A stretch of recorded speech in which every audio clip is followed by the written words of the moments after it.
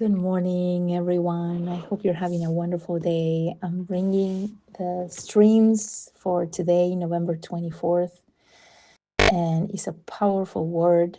And it says, "Be still and know that I am God." This is in Psalms chapter 46, verse 10. Is there any note in all the music of the world as mighty as the grand pause? Is there any word in Psalms more eloquent than the word Selah, meaning pause? Is there anything more thrilling and inspiring than the calm before the crashing of the storm, or that strange quiet that seems to fall upon nature before some supernatural or disastrous event? And is there anything that can touch our hearts like the power of stillness? For the hearts that will cease focusing on themselves, there is the peace of God, which transcends all understanding. This is in Philippians chapter 4, verse 7, and it says, Be, be quiet and trust. This is in Isaiah 30, verse 15, which is the source of all strength, a great peace that will never make them stumble. Psalms 119, verse 165, and a deep rest which the world can never give nor take away. Deep within the center of the soul, there is a chamber of peace where God lives, and where, if we will enter it and quiet all the other sounds, we can hear his gentle whisper. This is in 1 Kings chapter 19, verse 12. Even in the fastest wheel that is turning, if you look at the center where the axle is found, there is no movement at all. And even in the busiest life, there is a place where we may dwell alone with God in eternal stillness. There is only one way to know God. Be still and know the Lord is in his holy temple. Let all the earth be silent before him.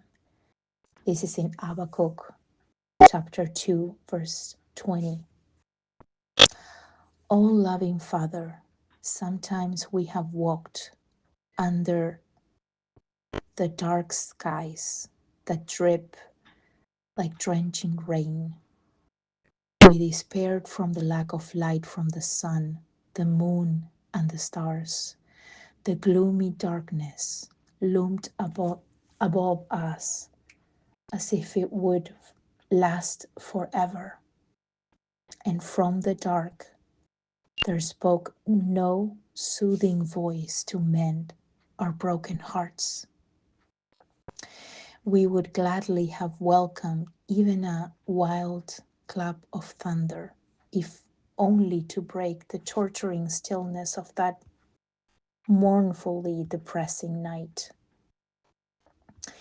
Yet your soft whisper of eternal love spoke more sweetly to our bruised and bleeding souls than any winds that breathe across a wind harp. It was your gentle whisper that spoke to us. We were listening and we heard you. And then we looked and saw your face, which was radiant with the light of your love. And when we heard your voice and saw your face, new life returned to us, just as life returns to the blossoms that drink the summer rain. Wow, what a powerful word! I'm telling you, I never looked at the streams before the day before. I'm gonna read, um, and when I opened up the book today and I saw this verse, it's such a powerful verse. Be still and know. And we see it everywhere now. I mean, you see it.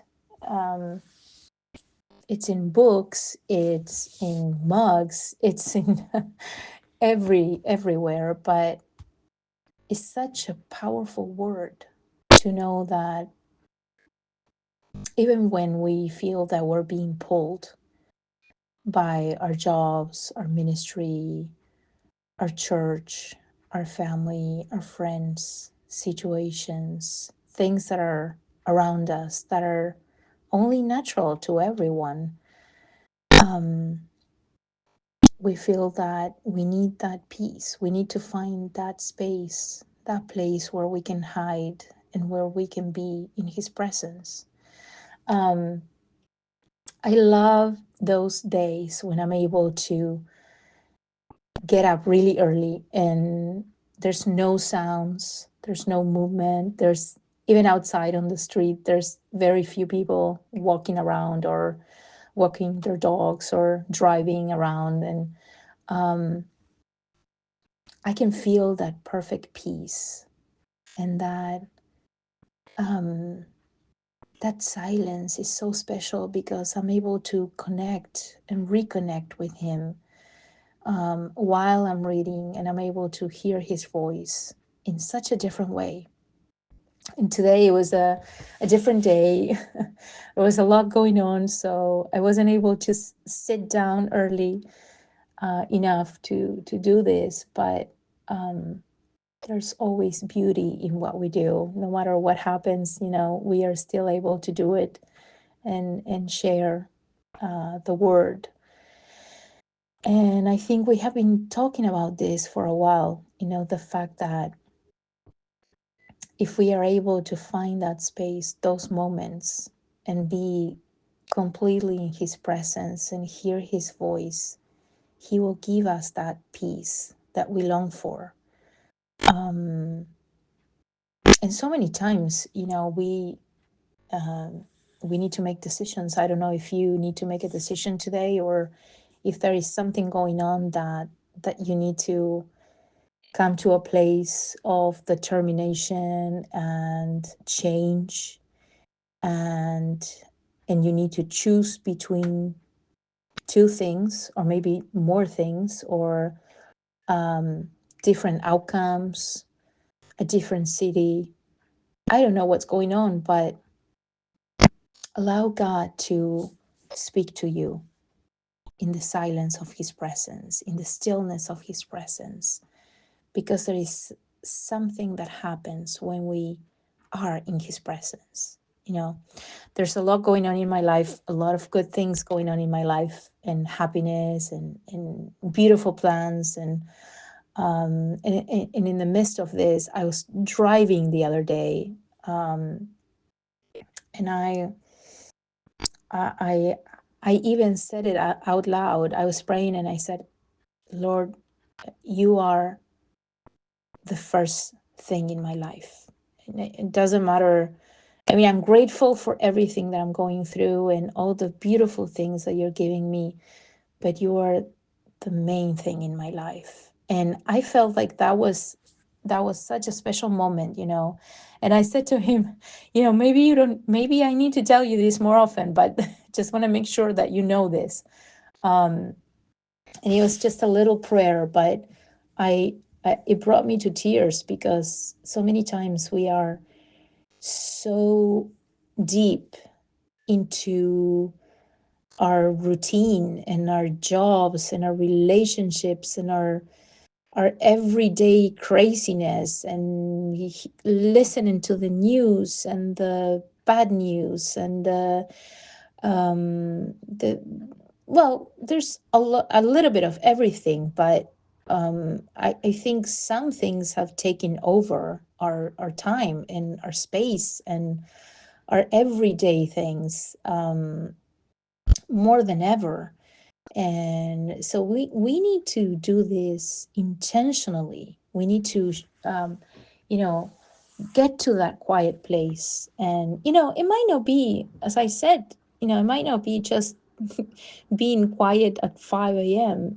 I was driving at noon in my car. I was driving my car, and in the middle of that noise around me in the highway, I could be in that safe space and stillness with God. So, but it does help to be also in that quiet place. So I don't know what you're going through today, or I don't know what you're praying for. I don't know what your needs are today, but if you need to make decisions, if today you're praying for answers, if you're praying for a sign that